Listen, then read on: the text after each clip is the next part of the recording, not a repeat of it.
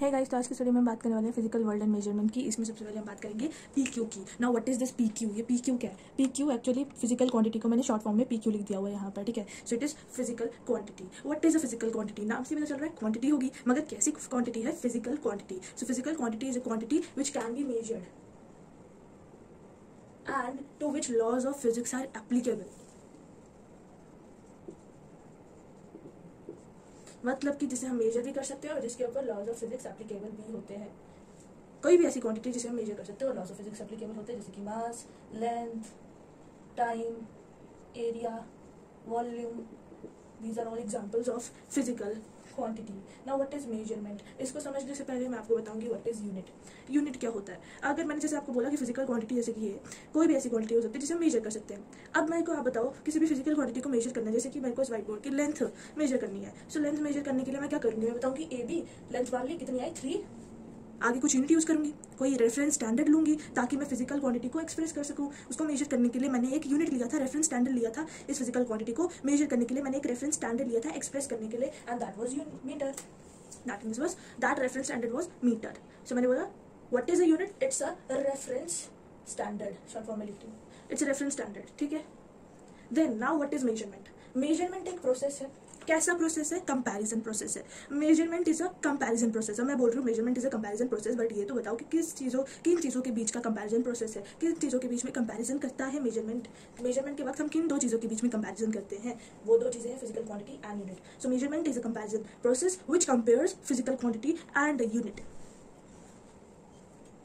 और किसी physical quantity को मेजर करना क्यों है, ये क्वेश्चन है। मेजरमेंट के अंदर ही आप ये चीज लिखोगे। सो मेजरमेंट के अंदर आप ये लिखो कि in order to express a physical quantity, किसी भी फिजिकल क्वांटिटी, जैसे कि यहाँ पर लेंथ को एक्सप्रेस करने के लिए मैंने यूनिट लिया था, उसको मेजर किया था और मेजर करने के लिए एक यूनिट भी लिया था। So in order to express a physical quantity we need to measure it, and measurement is a comparison process. Measurement is a comparison process. Then ये तो होगी बच्चों वाली बातें। 3 हमने डेफिनेशन देखी physical quantity, measurement and unit की। इसके अलावा दिस, ये क्या? ये एक फॉर्मूला है for physical quantity. Physical quantity को मैंने यहाँ पर क्यू से डिनोट किया है। N is for numerical value. आप लिखोगे इसे कि N is for numerical value, U denotes unit, and this is the general form of physical quantity, general form, ठीक है।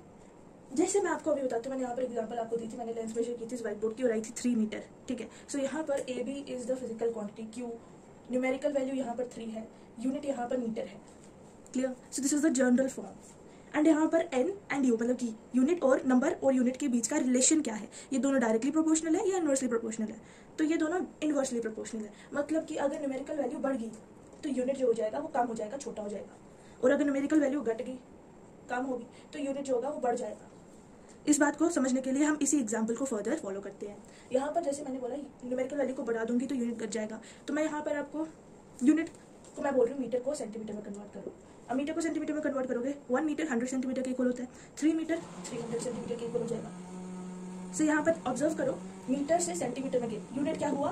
कम हुआ, यूनिट कम हुआ, बट जो न्यूमेरिकल वैल्यू है 3 से 300 में गई, न्यूमेरिकल वैल्यू बढ़ी। So they are inversely proportional to each other. तभी ये बात हमने कही थी कि ये दोनों इनवर्सली प्रोपोर्शनल होते हैं, क्योंकि जब यूनिट जैसे यहाँ पर कम हुआ, छोटा हो गया, वहां पर न्यूमेरिकल वैल्यू बढ़ गई, ऑपोजिट चलते दोनों एक दूसरे के, ठीक है। सो यूनिट जो है, अगर यूनिट चेंज करेगा तो न्यूमेरिकल वैल्यू भी चेंज करेगी, और जो यूनिट है वो न्यूमेरिकल वैल्यू से दोनों का रिलेशन इज दैट कि numerical value is inversely proportional to unit. मैं ये बात आपको बता रही थी, numerical value is inversely proportional to unit. Numerical value बढ़ी, यूनिट घटा, न्यूमेरिकल वैल्यू कम हुई, यूनिट बढ़ा। यूनिट को अगर हम बढ़ा रहे तो न्यूमेरिकल वैल्यू कम होगी, यूनिट को घटा रहे तो न्यूमेरिकल वैल्यू बढ़ेगी। अब यहाँ पर पहले तो मैंने सिर्फ A B equals to 3 metre लिखा था, तो मैंने सिर्फ लिखा था Q equals to N U. अब यहाँ पर तो दो चीजें आ गई, n1 n2, दो न्यूमेरिकल वैल्यूज आ गई, दो यूनिट्स आ गए, है ना। तो अब मैं क्या लिखूंगी? q1 equals to n1 u1 and q2 equals to n2 u2। और क्वांटिटी तो दोनों केसेस में सेम है, तो LHS सेम है तो RHS भी सेम, मतलब कि ये कांस्टेंट है, एन यू इज कांस्टेंट, यहाँ से पता चलता है। और इसका मतलब अगर यूनिट पहला वाला यूनिट बड़ा हुआ दूसरे वाले से, u1 अगर बड़ा हुआ u2 से, तो n1 पहला न्यूमेरिकल वैल्यू छोटा होगा n2 से। अगर u1 बड़ा हुआ u2 से तो न्यूमेरिकल वैल्यू पहला वाला छोटा होगा n2 से। तो वही चीज़ मैंने यहाँ पर एक्सप्लेन की हुई है। अब मैंने क्योंकि यूनिट के बारे में इतना तो आपको बता दिया कि it's a reference standard to measure physical quantity. अब हम यूनिट्स के और कैरेक्टरिस्टिक्स देखेंगे। जैसे कि यूनिट, जैसे हम किसी चीज़ को मेजर करने के लिए जो यूनिट यूज़ कर रहे हैं ना, वो सूटेबल साइज का होना चाहिए, मतलब it should be of suitable size. मतलब कि पहला कैरेक्टरिस्टिक ये है कि it should be of suitable size. मतलब ये है कि जैसे कि मैं दो स्टेट्स के बीच का लेंथ मेरे को मेजर करनी है, so I have to use a suitable size unit. मतलब कि ऐसा यूनिट, मतलब मैं क्या सेंटीमीटर में मेजर करूँगी दो स्टेट्स के बीच का डिस्टेंस को? मैं सेंटीमीटर में तो मेजर नहीं कर सकती, मैं तो किलोमीटर में मेजर करूँगी दो स्टेट्स के बीच के डिस्टेंस को। और अगर मेरे को इस व्हाइट बोर्ड की लेंथ को मेजर करना है तो मैं मीटर में मेजर करूँगी, ना कि किलोमीटर में। तो जैसी चीज़ है उसके अकॉर्डिंग मैं सूटेबल साइज का यूनिट भी चूज कर रही हूँ। Second characteristic is that there should be accurately defined. Accurately defined. Third characteristic of unit is, third characteristic और फोर्थ कैरेक्टरिस्टिक्स में ना दो चीजें मतलब सेम है। थर्ड कैरेक्टरिस्टिक और फोर्थ कैरेक्टरिस्टिक को मैं एक साथ लिखूंगी। It should not change with time. Unit आज किलोमीटर में मेजर किया मैंने, आज इस व्हाइट बोर्ड की लेंथ को मैंने जैसे किसी प्लेग्राउंड को मैंने प्लेग्राउंड की क्या लेंथ को, डिस्टेंस को मेजर किया और मैंने आज किलोमीटर में मेजर किया, कल मैं उसे मीटर में मेजर करूंगी कि क्योंकि टाइम चेंज हो गया। आज कुछ और टाइम था, कल कुछ और टाइम हो गया, अब मैंने टाइम के अकॉर्डिंग यूनिट चेंज कर दिया। ऐसे तो पॉसिबल बिल्कुल भी नहीं है, ये पागल वाली हरकत है। Should not change with time.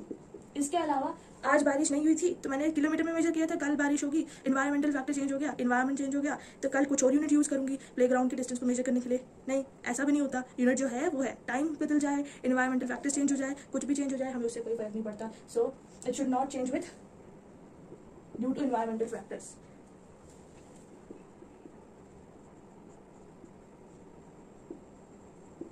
It should not change due to environmental factors.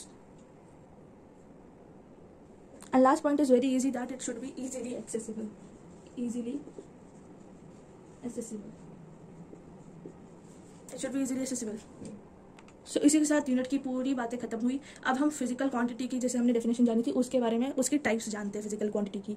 So types of physical quantity, there are 3 types of physical quantities: fundamental physical quantity, derived physical quantity, supplementary physical quantity. Fundamental physical quantities की बात करें तो ये बहुत ही basic physical quantities होती है। These are basic physical quantities, मतलब कि ऐसी फिजिकल क्वांटिटीज होती है जो कि किसी ऊपर के ऊपर, किसी दूसरे के ऊपर डिपेंड नहीं करती है। Sorry, do not depend on, they do not depend on any other physical quantity. किसी दूसरी फिजिकल क्वांटिटी के ऊपर डिपेंड नहीं करती, बल्कि दूसरी physical quantities fundamental physical quantities के ऊपर डिपेंड करती हैं। क्यों? क्योंकि ये बेसिक फिजिकल क्वांटिटीज होती हैं। मतलब कि जो दूसरी फिजिकल क्वांटिटीज जो इसके ऊपर डिपेंड करती हैं, मतलब कि वो इससे डिराइव हुई होती हैं, इसलिए उन फिजिकल क्वांटिटीज को हम बोलते हैं डिराइव फिजिकल क्वांटिटीज। समझ में आई? सो डिराइव फिजिकल क्वांटिटीज ऐसी फिजिकल क्वांटिटीज होती हैं which are derived from any other physical quantity and depend on any other physical quantity, and वो जो physical quantity है वो fundamental physical quantity है। मतलब कि derived physical quantities are derived from fundamental physical quantities, are derived and dependent on fundamental or basic physical quantities. Derived physical quantities are derived and dependent on fundamental physical quantities. नाम से पता चला derived, fundamental जहाँ पे भी नाम है मतलब कि basic, and so ये डिपेंड नहीं करते, ये डिपेंड करते हैं फंडामेंटल के ऊपर और उन्हीं से डिराइव हुए होते हैं। एग्जाम्पल्स दोनों की देख लेते हैं, फंडामेंटल और डिराइव फिजिकल क्वांटिटीज की। फंडामेंटल फिजिकल क्वांटिटीज तो आपको आनी चाहिए: mass, length, time, temperature, velocity, और बोलो वेलोसिटी तो नहीं है, वेलोसिटी नहीं है। Mass, length, time, temperature, current, luminous intensity, amount of substance, ये सब के सब क्या है हमारी physical quantities, sorry fundamental physical quantities. Mass, length, time, temperature, current, amount, luminous intensity, amount of substance are the fundamental physical quantities. और velocity, acceleration, force are examples of derived physical quantities. Supplementary physical quantities की अब बात करते हैं। Supplementary physical quantities are basically geometrical physical quantities. ये geometrical होती है, जैसे कि plane angle, solid angle, plane angle, solid angle, angle formed by arc. ठीक है, plane angle is form by arc. What is plane angle? What is plane angle? मैं इस बात को दोबारा रिपीट करती हूँ। Supplementary physical quantities geometrical physical quantities होती हैं, जैसे कि plane angle and solid angle. What is plane angle? Plane angle एक ऐसा एंगल होता है जो कि आर्क की वजह से फॉर्म होता है। This is plane angle. Now what is solid angle? Solid angle की जबकि हम बात करें तो solid angle is actually form by surface area. मतलब कि जैसे कि एक कोन ले लो, कोन ले लो, जबकि सॉलिड एंगल जो होता है it is form by the surface area. मतलब कि जैसे कोन ले लो, कोन के अंदर का जो एंगल होता है ना नीचे यहाँ पर, कोन के अंदर का यहाँ पर जो एंगल होता है बॉटम में, सरफेस एरिया की वजह से जो बनता है that is the solid angle. And plane angle सिर्फ एक आर्क की वजह से जो एंगल बनता है दैट इज प्लेन एंगल। अब 2 पॉइंट्स फंडामेंटल एंड डिराइव्ड के मैं बताना चाहती हूँ। हमें पता है दोनों फिजिकल क्वांटिटीज़ है एंड हमें ये भी पता है फिजिकल क्वांटिटीज़ है तो उनके रिलेटेड कुछ यूनिट्स भी होंगे। जो यूनिट्स फंडामेंटल फिजिकल क्वांटिटीज़ की होते हैं उन्हें हम बोलते हैं फंडामेंटल यूनिट्स एंड जो यूनिट्स डिराइव्ड के होते हैं उन्हें हम बोलते हैं डिराइव्ड यूनिट्स। सिंपल, ठीक है। सो इसी के साथ हमारी टाइप्स ऑफ फिजिकल क्वांटिटीज़ की बात भी खत्म हुई। तो वापस अब हम बात करेंगे यूनिट्स की। अब हम बात करेंगे सिस्टम ऑफ यूनिट्स की। Now we will talk about system of units. जी हाँ, सिस्टम ऑफ यूनिट्स। यूनिट्स के भी डिफरेंट सिस्टम है। लोकल लेवल पर ही चले जाओ तो कितने सारे सिस्टम है यूनिट्स के। हम कैसे डिफरेंट वेज में चीज़ों को तोलते हैं, नापते हैं। और ऑल ऑफ द वर्ल्ड एक कंट्री के अंदर ही कितने सारे डिफरेंसेस है, कितने सारे सिस्टम ऑफ यूनिट्स है। फिर डिफरेंट कंट्रीज में कितने डिफरेंट सिस्टम ऑफ यूनिट्स है, कितने सारे डिफरेंट सिस्टम ऑफ यूनिट्स है इस दुनिया पे। तो अभी जो मैं आपको टॉपिक पढ़ाने जा रही हूँ, it is system of units, मतलब कि यूनिट्स के जो सेट्स होते हैं 3 देखेंगे, 3 सेट ऑफ यूनिट्स देखेंगे और आपको पता चलेगा कि ये तीनों के तीनों सेट ऑफ यूनिट्स तो हम यूज़ नहीं करते, क्योंकि वी ऑलरेडी नो हम कौन सा सिस्टम ऑफ यूनिट यूज़ करते हैं। SI system, international system of units use करते हैं। तो पहले सिस्टम ऑफ यूनिट्स की जानकारी प्राप्त कर लेते हैं, फिर हम जानते हैं what is international system of unit. System of units होता क्या है? System of unit is basically a set of units which has separate unit of each fundamental and derived physical quantity. System of units is basically a set of units which has a separate unit for each fundamental and derived physical quantity. मतलब कि जैसे देखते हैं there are different system of units, जैसे कि FPS, CGS, MKS, और in different systems में we have different units for sets है ना, सेट ऑफ यूनिट्स है, डिफरेंट सेट है, डिफरेंट सिस्टम है। सो इन डिफरेंट हर एक सेट ऑफ यूनिट्स में, हर एक सिस्टम ऑफ यूनिट्स में, मतलब हर एक सिस्टम ऑफ यूनिट में सेट है, एक सेट है पूरा, मतलब डिफरेंट यूनिट्स है। सो हर एक सिस्टम ऑफ यूनिट्स में we have different units for mass, length and time. जैसे कि FPS मतलब कि foot pound second system of units. पहला system of unit is foot pound second system of unit. फुट पाउंड सेकंड में फुट जो है वो लेंथ के लिए यूनिट है, foot is used as a unit of length, pound is used as a unit of mass and second, तो हर सिस्टम ऑफ यूनिट में second is used as a unit of time. CGS system of units में C stands for centimetre and we all know centimetre is unit of length, gram is unit of mass, second is unit of time. MKS system में MKS stands for metre kilogram second, metre is a unit of length, kilogram is a unit of, kg is a unit of mass, second is unit of time. ठीक है। Now this FPS and CGS system of units are British and French system of units. Actually FPS system of unit, foot pound second system of units are British system, and CGS and MKS they are of French system. CGS और MKS system of units French system के system of units होते हैं, and वो सिर्फ FPS, foot pound second is system of units of French system. They are French system of units, sorry they are British system of units. ठीक है। So FPS system is that system, it is that British system in which unit of length is foot, unit of mass is pound, unit of time is second. CGS को अगर मैं आपको बताऊं, इसे less कम use किया जाता है क्योंकि इसमें छोटे यूनिट्स आ जाते हैं, सेंटीमीटर, ग्राम, सेकंड, इसमें छोटे यूनिट्स आ जाते हैं, इसलिए CGS system is less used. ठीक है। सो it is less used, remember that point, CGS system is less used because इसमें छोटे यूनिट्स आ जाते हैं, नेक्स्ट बात करते हैं इसी की। So CGS system is that less used French system in which unit of length is centimetre, unit of mass is gram, unit of time is second, और in other language we can say that centimetre is the unit of length, gram is the unit of mass, second is the unit of time. MKS metre kilogram second system of units is that French system of unit in which unit of mass is kilogram, unit of length is metre, unit of time is second. ठीक है। So we are not using these system of units. We are not using FPS system. We are not using MKS system. We are not using CGS system. We are using SI system of units. यानी कि we are using international system of units. हम कौन से system of units को use कर रहे हैं? International system of units को हम use कर रहे हैं। ठीक है। अब फिजिकल क्वांटिटी के हिसाब से कौन सी यूनिट होगा और उस यूनिट का भी सिंबल कौन सा है इंटरनेशनल सिस्टम ऑफ यूनिट में, SI यूनिट में, SI सिस्टम में। फिजिकल क्वांटिटीज में सारी नेगेटिव फंडामेंटल फिजिकल क्वांटिटीज के लिए ही ये सिस्टम ऑफ यूनिट्स है, मतलब सारी physical quantities fundamental physical quantities है। फंडामेंटल फिजिकल क्वांटिटीज जो मैंने एग्जाम्पल बताई थी आपको उसमें, वो सब यहाँ पर चाहिए। तो मास, लेंथ, टाइम, करंट, और बोलो याद होनी चाहिए फंडामेंटल फिजिकल क्वांटिटीज। ठीक है। Temperature, luminous intensity. What is luminous intensity? सोच रहे हो आप?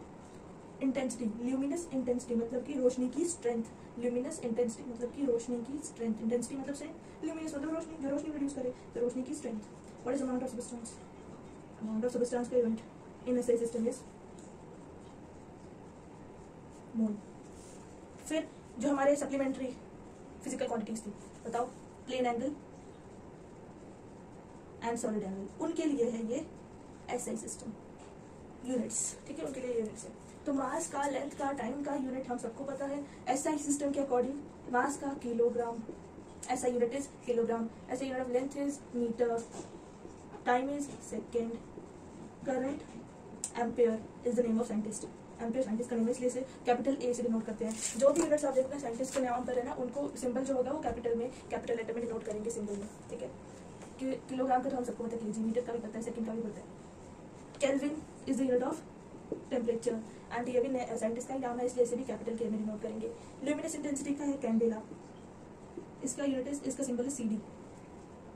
देन अमाउंट ऑफ सब्सटेंस, मतलब सब्सटेंस का अमाउंट, इसका unit is mole, MOLE and symbol is MOL, ठीक है। अमाउंट ऑफ सब्सटेंस का symbol is MOL। Then plane angle and solid angle की बात करें तो प्लेन एंगल का unit is radian and solid angle का S for solid angle, S for steradian, unit is steradian.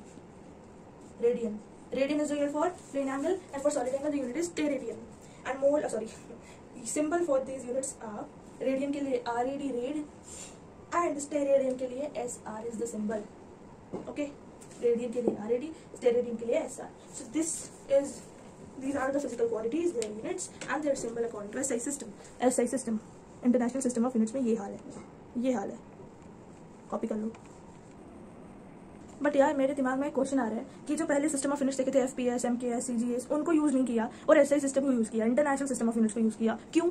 मतलब कुछ तो एडवांटेज होगा इनका, तभी तो इनको यूज किया। मगर क्या एडवांटेज है, what are the advantages of SI system? तो यही हमारा नेक्स्ट टॉपिक है कि एडवांटेजेस क्या है SI सिस्टम के, what are the advantages of SI system, जिस वजह से हम इसको यूज करते हैं SI सिस्टम को बजाय CGS, MKS और FPS के। देखते हैं क्या फायदा है इस SI सिस्टम ऑफ यूनिट का।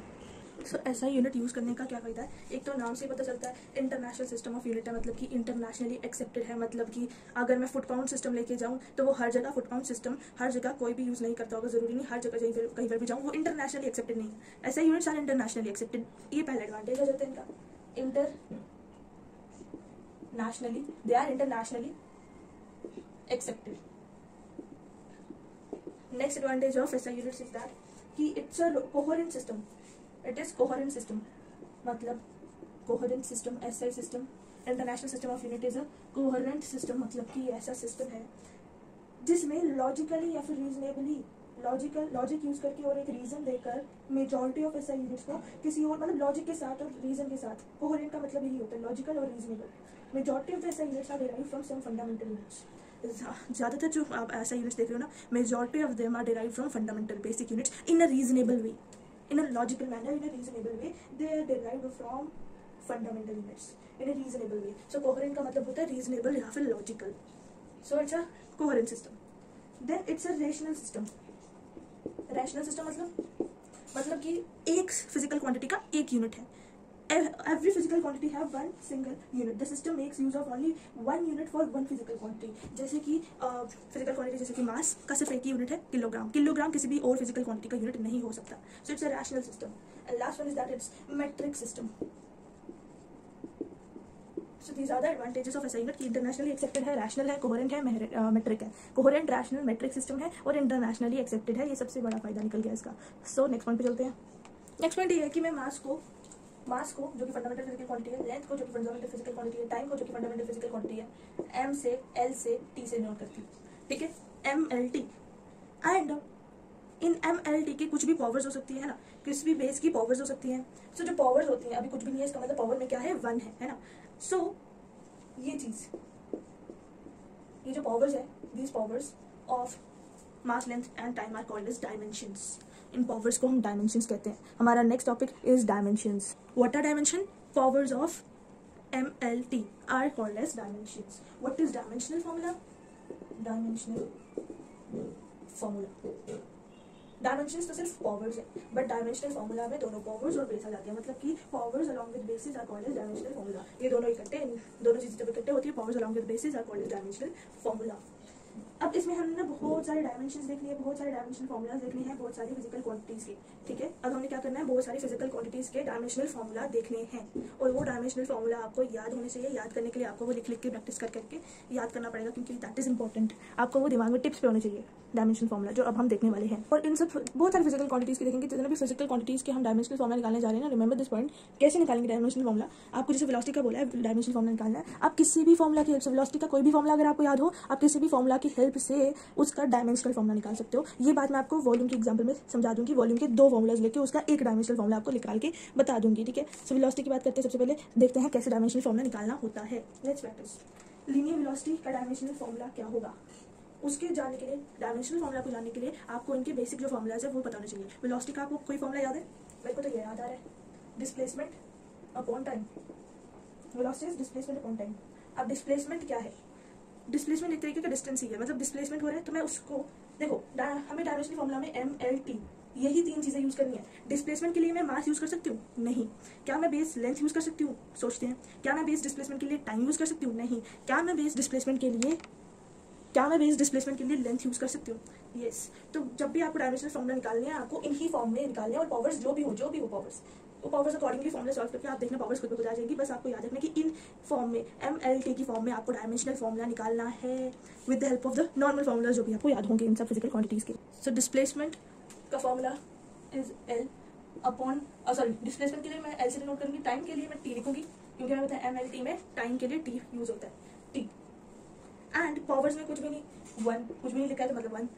अब इसे मैं फर्दर कैसे लिख सकती हूँ? L1 तो ऊपर न्यूमिनेटर में, डिनोमिनेटर में जो T1 है इसको मैं ऊपर ला सकती हूँ, बट एक शर्त पे कि जो ऊपर 1 है इससे पॉजिटिव से नेगेटिव होना चाहिए, -1 हो जाएगा जब ऊपर जाएगा। So L1 T -1 is the dimensional formula for velocity. इसमें डायमेंशंस है 1 और -1, क्योंकि ये पावर्स है, and dimensions along with basis, powers along with basis is called as dimensional formula. Dimensional formula for velocity, linear velocity is L1 T -1। ये आपको दिमाग में बैठ जाना चाहिए, टिप्स होना चाहिए। एक्सेलरेशन का फॉर्मूला भी याद है आपको? Acceleration is velocity upon time. आप बताओ क्या करना है, कितना सिंपल है। आपको वेलोसिटी का अगर डायमेंशनल फॉर्मूला याद होगा तभी तो आप एक्सेलरेशन का निकाल पाओगे डायमेंशनल फॉर्मूला। तो वेलोसिटी का डायमेंशनल फॉर्मूला हमने याद रख लिया हुआ है, it is L1 T -1। Time का डायमेंशनल फॉर्मूला T, ऊपर कुछ भी नहीं मतलब 1, ठीक है। सो L1 T ऊपर -1 है, इसे भी ऊपर ले जाएंगे तो -1 हो जाएगा। -1 क्या होता है? Minus plus -2। और आप देखो एक्सेलरेशन का जो यूनिट होता है वो क्या होता है? मीटर पर सेकंड स्क्वायर, मीटर पर सेकंड स्क्वायर। आप प्रूफ भी कर सकते हो, मतलब आप चेक भी कर सकते हो कि जो डायमेंशनल फॉर्मूला निकाला वो सही है कि नहीं। तो मैंने कैसे चेक किया कि यूनिट तो यही होता है, लेंथ मीटर, लेंथ का यूनिट मीटर, टाइम का यूनिट सेकंड, और ऊपर पावर में -2, ऊपर कुछ भी नहीं तो कुछ भी नहीं, 1 है, लिखो ना लिखो क्या फर्क पड़ता है। मीटर पर second square is the unit for acceleration. तो जैसे प्रूफ होता है कि डायमेंशनल फॉर्मूला जो मैंने निकाला है वो बिल्कुल सही निकाला है, क्योंकि हमें ऑलरेडी पता है ना एक्सेलरेशन का यूनिट होता है। और इसको हम ऐसे भी लिख सकते हैं, क्योंकि मैंने बोला ना MLT की पावर्स, सॉरी MLT के फॉर्म में हमें डायमेंशनल फॉर्म में निकालना है। तो M तो यहाँ पर है नहीं, L की पावर 1 है, T की पावर -2 है, M तो है नहीं, और हमें पता है किसी भी चीज़ के ऊपर 0 लगा होता है तो उसका मतलब it is equal to 1। M कुछ है नहीं, 1 लिखो ना लिखो बात देखिए, तो यही तो डायमेंशनल फॉर्मूला है। सो आप इसे M0 L1 T -2 भी लिख सकते हो। सो रिमेंबर एक्सेलरेशन का dimensional formula is L1 T -2। Force का मास इंटू एरिया फॉर्मूला होता है, मास इंटू एरिया। मास के लिए M1, एरिया के लिए क्या यूज करेंगे? एरिया का डायमेंशनल फॉर्मूला, सॉरी एरिया बोल रही हूँ, देखना, mass into acceleration, I am so sorry, mass into acceleration. Acceleration के लिए अभी निकाला हमने, लर्न भी कर लिया, L1 T -2, L1 T -2। So M1 L1 T -2 is the formula, dimensional formula for force. Area के लिए, area is length into breadth, area का फॉर्मूला लेंथ इंटू ब्रेड्थ, दोनों ही, लेंथ तो लेंथ है, इसके लिए तो L1। ब्रेड्थ की बात करूँ वो भी एक तरीके की लेंथ ही है। मैं से क्यों बोलती हूँ? क्योंकि ब्रेड्थ को मैं मास के M1 लिख सकती हूँ, नहीं T1 भी नहीं लिख सकती हूँ। ब्रेड्थ को मैं तो लेंथ की फॉर्म में लिख सकती हूँ, L1 लिख सकती हूँ, क्योंकि ब्रेड्थ भी एक टाइप की लेंथ ही है, ब्रेड्थ भी एक टाइप की लेंथ ही है, विड्थ भी एक टाइप की लेंथ ही है। सो L1 L2 is the dimensional formula for area. Volume की बात करें तो वॉल्यूम का formula length into breadth into height. अभी मैंने बताया लेंथ तो L1, ब्रेड्थ एक तरीके की लेंथ ही है, हाइट भी एक तरीके की लेंथ ही है। हाइट एक तरीके की टाइम है ऐसा बोल सकती हूँ मैं? नहीं, पागल लोग नहीं बोलते। हाइट एक तरीके का मास है ऐसा बोलने में अच्छा लगेगा? नहीं, हाइट एक तरीके की लेंथ है। So I can express it as L1। Basis are same, powers are added. So volume के लिए L3। अब मैंने आपको जैसे प्रॉमिस किया था कि वॉल्यूम के लिए मैं 2 तरीकों से आपको डायमेंशनल फॉर्मूला निकाल के बताऊंगी, ये प्रूव करने के लिए कि आपको कोई भी फॉर्मूला याद हो, आप किसी भी फॉर्मूला की हेल्प से उसका डायमेंशनल फॉर्मूला, फिजिकल क्वांटिटी का डायमेंशनल फॉर्मूला निकाल सकते हो। तो वॉल्यूम का एक और फॉर्मूला होता है πr²h, बात है कि नहीं, πr²h। अब पाए तो डायमेंशन लेस होता है, इसका कोई डायमेंशन नहीं होता पाए का, ठीक है। आर मतलब कि रेडियस, रेडियस एक तरीके का क्या है? लेंथ है, ऊपर 2 है। हाइट एक तरीके का क्या है? लेंथ है, ऊपर 1 है। So basis are same, powers are added, same. हो गया प्रूफ, समझ में आ गई कि कोई भी फॉर्मूला यूज करो डायमेंशन फॉर्मूला तो सेम ही आएगा उसी फिजिकल क्वांटिटी के लिए।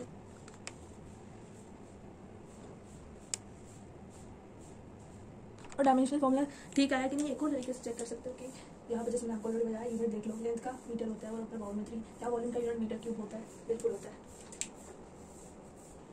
मोमेंटम की बात करें तो it is not by P N, इसका फॉर्मूला मेरे को याद आ रहा है, it is mass into velocity.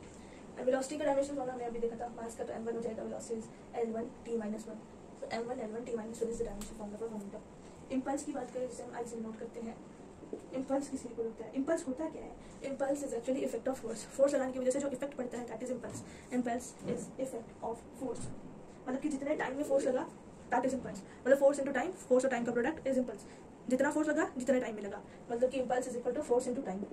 Force का फॉर्मूला हमने देखा था m1 l1 t - 2 निकाला था हमने थोड़ी देर पहले, और टाइम का t से नोट करेंगे ऊपर कुछ नहीं 1, so it will be m1 l1 powers are same, sorry basis are same, powers are added, -2 + 1 करोगे you will get -1, so t - 1, ठीक है। इंपल्स का dimensional formula, oh wow, impulse का dimensional formula is the same as that of momentum, so momentum and impulse have same dimensional formula that is m1 l1 t - 1। तो अगर आपका same dimensional formula आ जाए कुछ चीज़ों का तो आप ये नहीं सोचना कि कुछ गलती होगी आपसे, बल्कि इससे ये पता चलेगा कि दो चीज़ों का, दो फिजिकल क्वांटिटी का सेम डायमेंशनल फॉर्मूला भी हो सकता है, जैसे मोमेंटम और इंपल्स का। वर्क की बात करें तो work is equal to force into displacement, displacement वाला हिस्सा, ठीक है, डिस्प्लेसमेंट वाला हिस्सा।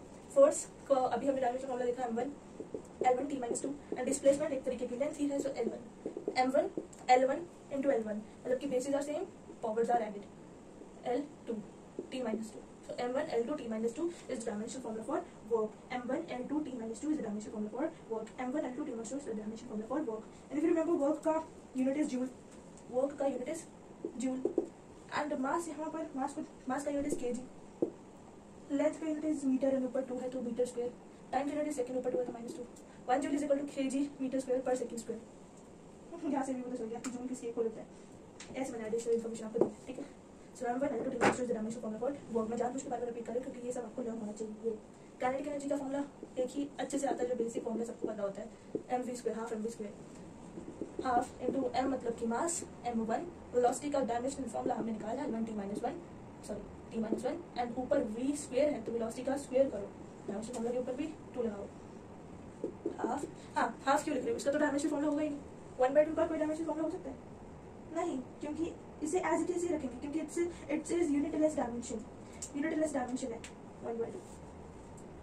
काइनेटिक एनर्जी भी, क्योंकि एनर्जी की फॉर्म में वर्क भी एनर्जी की फॉर्म है, काइनेटिक एनर्जी भी एनर्जी की फॉर्म है, पोटेंशियल एनर्जी भी एनर्जी की फॉर्म है, टॉर्क भी एनर्जी की फॉर्म है, सब में एक रिलेशन है कि इनका डायमेंशनल फॉर्मूला भी सेम होगा। जब हम निकालेंगे ना तब आपको खुद ही पता चल जाएगा कि इनका डायमेंशनल फॉर्मूला सेम है और साथ ही साथ यूनिट भी सेम है, that is joule joule joule joule. अब इस प्रूव कर देती हूँ, इसका तो है नहीं, m1 l2 t - 2, वर्क का भी यही आया था, काइनेटिक एनर्जी का भी आया m1 l2 t - 2, potential energy का भी यूनिट जूल है, उसका भी डायमेंशनल फॉर्मूला सेम आएगा as that of work and kinetic energy. Momentum and impulse का सेम डायमेंशनल फॉर्मूला है, work, kinetic energy, potential and torque का भी सेम डायमेंशनल फॉर्मूला है। पोटेंशियल एनर्जी किसकी इक्वल होती है, mgh, है ना। सो यहाँ पर एक्सेलरेशन ड्यू टू ग्रेविटी की बात करें, जी क्या होता है, acceleration due to gravity, m क्या मास, h क्या height. Acceleration due to gravity को देखकर डर नहीं जाना, बल्कि आप ध्यान से देखो, it is acceleration due to gravity. तो एक्सेलरेशन का डायमेंशनल फॉर्मूला हमें बताइए, मास का इज m1, एक्सेलरेशन का l1 t - 2 है, हमने निकाला था थोड़ी देर पहले, एंड हाइट का, हाइट एक तरीके की लेंथ थी, so basis are same, l1 powers are added l2, sorry ये देखो समझ आया, mgh के इक्वल होता है, इसका फॉर्मूला है mgh, and g is acceleration due to gravity, acceleration due to gravity, acceleration का फॉर्मूला हमने देखा है l1 t - 2, और मास को m1 से, h को l1 से नोट करेंगे, यहाँ पर हमारे पास हो जाएगा m1 l1 basis are same, powers are added, t - 2 को as it is, m1 l2 t - 2 is the dimensional formula for work, m1 l2 t - 2 is the dimensional formula for kinetic energy, m1 l2 t - 2 is the dimensional formula for potential energy, and torque के लिए भी यही dimensional formula आएगा। क्यों, क्योंकि torque होता क्या है, पहले ये तो समझो, torque is equal to, torque को इससे नोट करते हैं, टाउ बोलते हैं, it is equal to force into perpendicular displacement, perpendicular displacement, force into perpendicular displacement is torque. Force का डायमेंशनल यूनिट हमने देखा था, dimensional formula m1 l1 t - 2, perpendicular displacement है, डिस्प्लेसमेंट जैसे भी हो उसे तो हम l1 से लिखेंगे, लेंथ ही एक तरह, basis are same, powers are added. So torque का भी सेम डायमेंशनल फॉर्मूला आया m1 l2 t - 2। तो torque, potential energy, kinetic energy, work has same unit as well as same dimensional formula. अब देखना है प्रेशर और डेंसिटी का dimensional formula. Pressure की बात करें तो pressure is denoted by P and it is equal to force per unit area.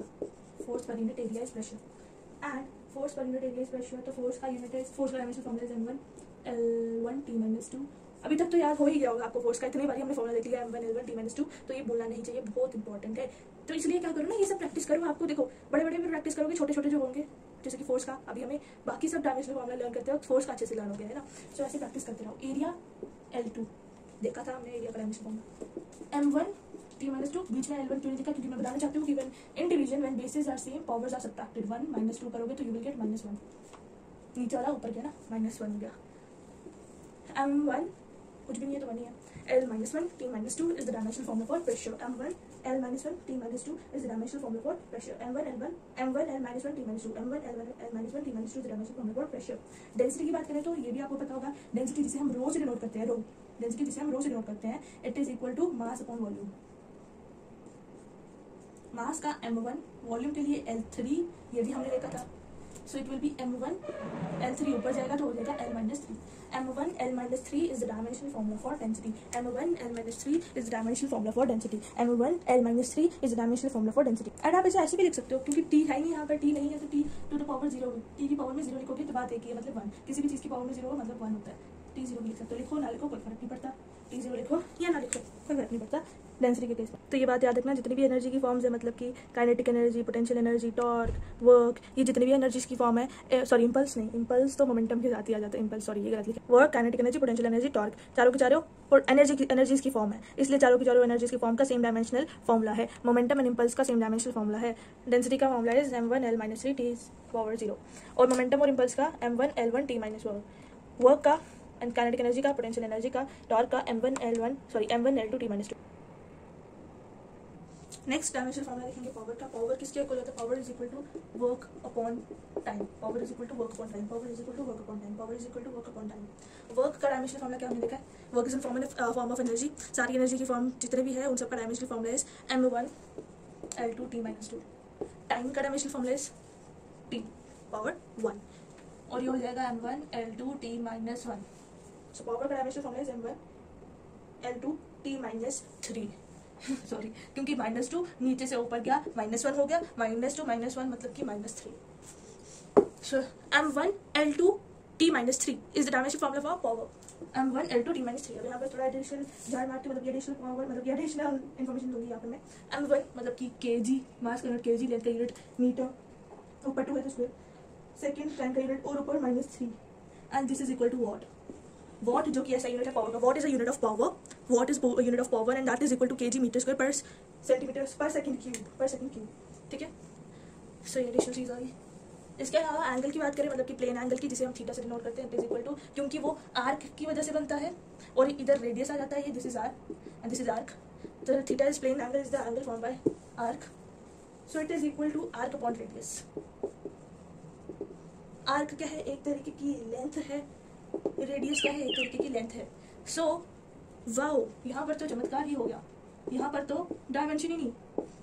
Angle is dimension less physical quantity, it's dimension less physical quantity. The angle is dimension less physical quantity. वैसे ही solid angle की बात करें, 3D angle की, that is form by surface area, है ना। So it's equal to area upon radius का square. Area क्या होता है, L2 देखा ना, और रेडियस L और बाहर में 2 है तो 2। It's also a solid angle is also a dimensionless physical quantity. Angle, plane angle, solid angle मतलब कि 3D angle, ये दोनों के दोनों dimensionless physical quantity है। Refractive index and relative densities are also dimensionless physical quantity. So angle, solid angle, refractive index, relative density are dimensionless physical quantity। मगर इनका तो मैंने आपको बताया नहीं सॉल्व करके, तो देखते हैं refractive index का कि कैसे dimensionless physical quantity है। relative refractive index की बात करते हैं। refractive index का हमारा फॉर्मूला सबसे पहले नोट कैसे करते हैं, refractive index is equal to C upon V, मतलब refractive index is equal to velocity of light in vacuum upon velocity of light in medium, velocity of light in vacuum upon velocity of light in medium। दोनों के दोनों क्या है, velocity of light in vacuum in medium, तो दोनों की दोनों velocities हैं, C upon V, velocity of light in vacuum, velocity of light in medium। so velocity का dimensional formula is L1 T-1। So so it's also a dimensionless physical quantity. Refractive index is also dimensionless physical quantity. Relative density की बात करते हैं, ये भी dimensionless है, already आपको बता दिया, मगर कैसे देखते हैं ना सॉल्व करके. रिलेटिव डेंसिटी को हम डिनोट करते हैं, रिलेटिव डेंसिटी को डिनोट की बात छोड़ो, होता किसके इक्वल है, डेंसिटी है. सो it is relative density is density of substance upon density of water. दोनों ही डेंसिटीज है, मतलब कि रो है, मतलब कि डेंसिटीज का हमने physical formula, sorry dimensional formula दोनों का अभी हमने लिखा था डेंसिटी का, m1 L-3 m1 L-3 m1 L-3 क्या होता है, t भी लिख सकते हो, t0 t0. So it's also dimensionless physical quantity. So it's also relative density, refractive index, 3D angle, plane angle, all of these physical quantities are dimensionless physical quantity. Power का हमारे पास dimensional formula is m1 L2 t-3. Dimensionless physical quantities are solid angle, plane angle, refractive index, relative density. Refractive index, relative density, angle, solid angle are dimensionless physical quantities. Learn करो ये सब learn करो. हमने starting में linear velocity का formula देखा था L1 t-1, जिसमें कोई एंगल क्रिएट नहीं होता, लीनियर वेलोसिटी होती सीधी होती है. एंगुलर वेलोसिटी जिसे हम ओमेगा से डिनोट करते हैं, this is omega, it is equal to angular velocity omega is equal to theta, मतलब कि angle upon time, angle upon time. And angle का तो कोई डायमेंशन होता ही नहीं है. सो it is m0 L0 t0 और t का टाइम का t1. अब न्यूमिनेटर में तो कुछ है नहीं, डायमेंशन नीचे होने से क्या फर्क पड़ता है, नहीं सॉरी, बट t1 तो है, m0 L0 t1 ऊपर जाएगा, it will B t-1. So t-1 is the dimensional formula for angular velocity. For angular velocity the dimensional formula is t-1. Frequency मतलब कि number of cycles per second. Frequency मतलब कि number of cycles per second. Frequency मतलब कि number of cycles per second. 1 का तो कुछ dimensional formula तो होगा ही नहीं. सो 1/t1 इक्वल्स टू t-1. ये टाइम का रेसिप्रोकल होता है फ्रीक्वेंसी, ठीक है. So dimensional formula of frequency is also t-1. So angular velocity and frequency have same dimensional formula and that is t-1. Moment of inertia की बात करें तो इसका फॉर्मूला इज mr², ठीक है. मास के लिए we have m1 and r मतलब की लेंथ ऊपर 2. सो m1 L2 is the dimensional formula for moment of inertia. m1 L2 is the dimensional formula for moment of inertia. Next, surface tension.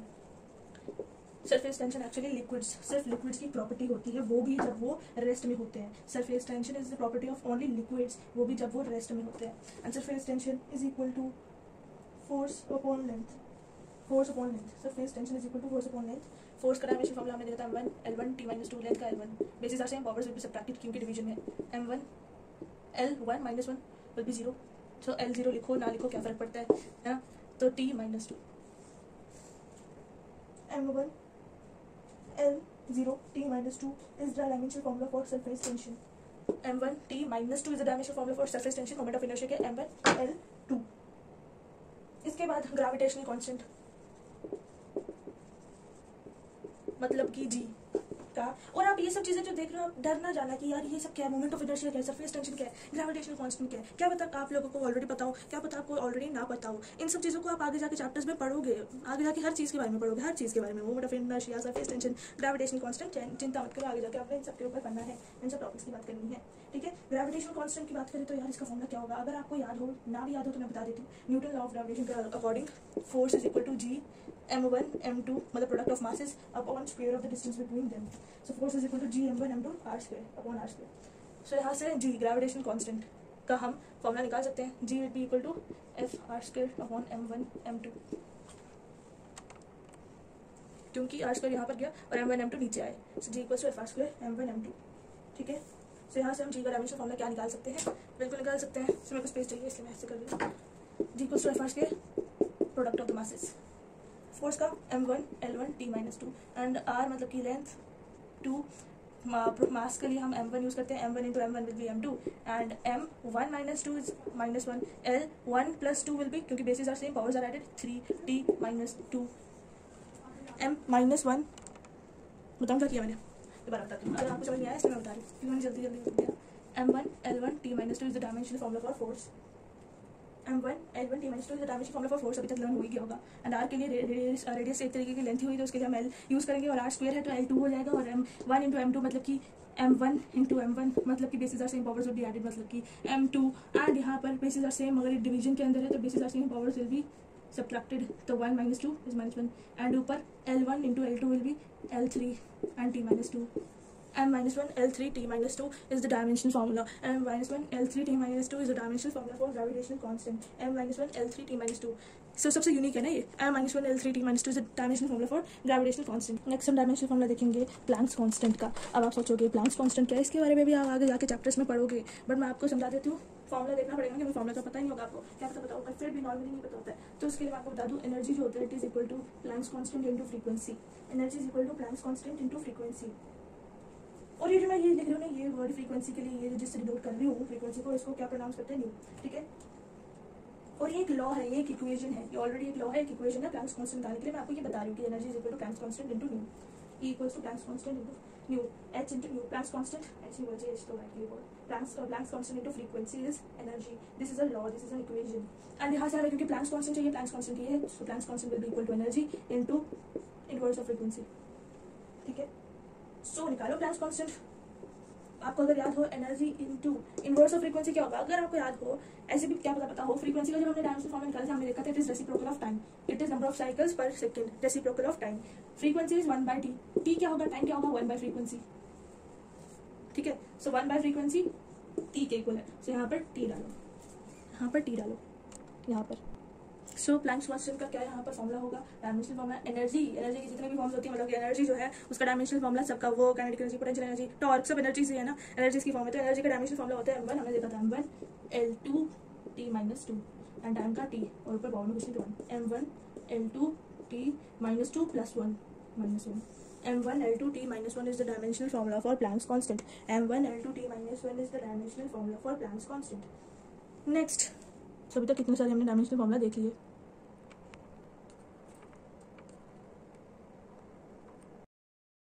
तो ये हमने अभी तक डायमेंशनल फॉर्मुलास देखे, और मेरे को लगता है जब मैंने सरफेस टेंशन का डायमेंशनल फॉर्मुला पढ़ाया था तब मैंने गलती से कुछ गलत बोल दिया था डायमेंशनल फॉर्मुला में, तो I am sorry for that अगर आपने पहचान लिया होगा पहले ही. तो यहाँ पर सरफेस टेंशन का dimensional formula is m1 t minus. Next बात करते हैं पावर की. पावर का normal formula is power is equal to force into velocity. Force into velocity is power. Force का डायमेंशनल फॉर्मुला तो अभी तक तो अच्छे से आपको लर्न हो गया होगा, वेलोसिटी का भी हो गया होगा. सो it is m1 L2 t minus 2 minus 1 करेंगे तो you will gate -3. m1 L2 t minus 3 is the dimensional formula of power. ओह, अभी मेरे को याद आया कि पावर का तो हमने ऑलरेडी फॉर्मुला निकाला, क्योंकि मैं डायमेंशनल फॉर्मुला देख के याद आ गया. सो पावर का हमने ऑलरेडी डायमेंशनल फॉर्मुला देखा. वेलोसिटी ग्रेडियंट की बात करें तो it is equal to v upon L. v upon L मतलब कि वेलोसिटी अपॉन लेंथ. वेलोसिटी का L1 t minus 1 and L का लेंथ का L1. So it is t minus 1. t minus 1 किसी और का भी फॉर्मुला था. t minus 1, t minus 10, t minus 1. जी हाँ, बिल्कुल सही जा रहे हो. एंगुलर वेलोसिटी और फ्रीक्वेंसी का dimensional formula was t minus 1. So velocity gradient has same dimensional formula as that of angular velocity and frequency. Stress की बात करें तो ये भी प्रेशर की तरह फोर्स पर यूनिट एरिया के इक्वल होता है, फोर्स अपॉन एरिया के इक्वल होता है. फोर्स का dimensional formula is m1 L1 t minus 2, area का L2. प्रेशर का भी सेम डायमेंशनल फॉर्मुला है as that of stress, that is m1 L minus 1 t minus 3. Sorry t minus 2, क्योंकि ये 3 था, सॉरी 2 था ना, t minus 2 लिखा इतना गंदा है कि 3 लग रहा है. m1 L minus 1 t minus 2. अब बात करते हैं स्ट्रेन की. तो पहले सवाल ये उठता है कि स्ट्रेन होता क्या है.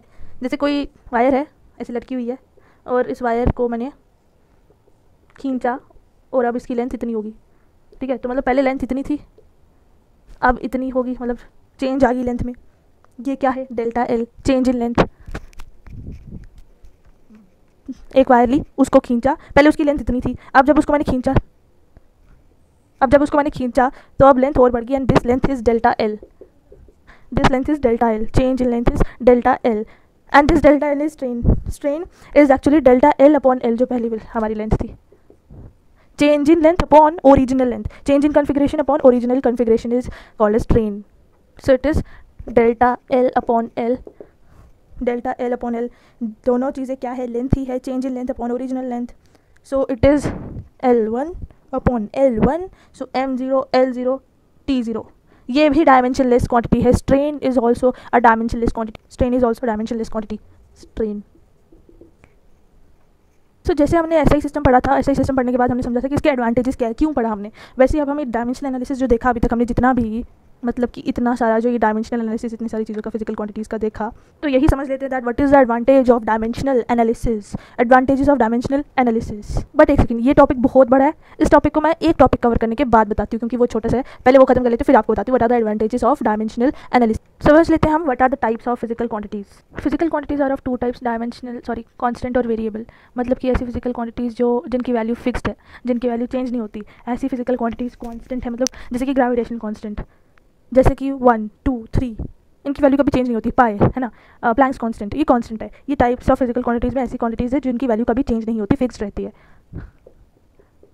वेरिएबल फिजिकल क्वांटिटीज़ की बात करें तो उनकी वैल्यू चेंज होती रहती है, जैसे वेलोसिटी, एक्सेलरेशन है ना, refractive index, relative density, angle, ठीक है।